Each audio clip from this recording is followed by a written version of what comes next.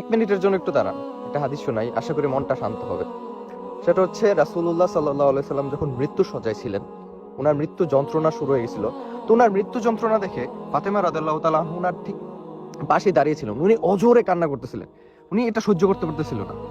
তখন রাসূলুল্লাহ সাল্লাল্লাহু আলাইহি সাল্লাম জিনিসটা দেখতে পারছেন যে ফাতেমা রাদিয়াল্লাহু তাআলা অজোরে কাঁদতেছে। তখন উনি ফাতেমা রাদিয়াল্লাহু তাআলাকে ইশারা দিলেন, আমার কাছে এসো। কানে কানে কি যেন একটা বললেন, তারপর সাথে সাথে ফাতেমা রাদিয়াল্লাহু তাআলা আনহুর কান্না থেমে গেছে। মানে এক কথায় ফাতেমা রাদিয়াল্লাহু তাআলা আনহুর কান্না থেমে গেছিল। যখন ওনার ইন্তেকাল হয় এবং পরবর্তী সময়ে ওনাকে জিজ্ঞেস করা হয় যে আপনার কানে কানে রাসূল কি বলছে, কি এমন বলছে যেটাতে আপনার কান্না হঠাৎ এইভাবে থেমে গেল? তখন ফাতেমা রাদিয়াল্লাহু তাআলা আনহু বলছিল যে আব্বাজান আমার ডাক দিয়া আমার কানে কানে বলতেছিল যে আজকের পর তোমার বাবার আর কোনো কষ্ট থাকবে না, আর তুমি হবে সেই যার সাথে আমি জান্নাতে সর্বপ্রথম দেখা করব।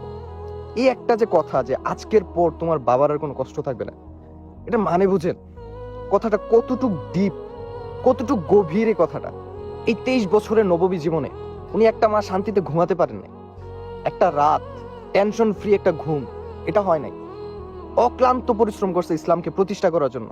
উনার পরিশ্রমের সাক্ষী ওই মরুভূমির উত্তপ্ত বালিগুলা যেটার উপর দিয়ে উনি খালি পেয়ে হেঁটে যেতেন। পরিশ্রমের সাক্ষী ওই উষ্ণ বাতাস যেটা ওনাকে স্পর্শ করত, ওই পাহাড়গুলা যার গুহাতে উনি ধ্যানমগ্ন থাকতেন, ওই আকাশ, ওই জমিন। 23 বছরের এই ক্ষুদ্র সময়কালে উনি ইসলামকে এমন ভাবে প্রতিষ্ঠা করছেন যেখানে একটা চুল সংযোজন করা সম্ভব না কিয়ামতের আগ পর্যন্ত, আর একটা চুল ওইখান থেকে সরানো সম্ভব না কিয়ামতের আগ পর্যন্ত।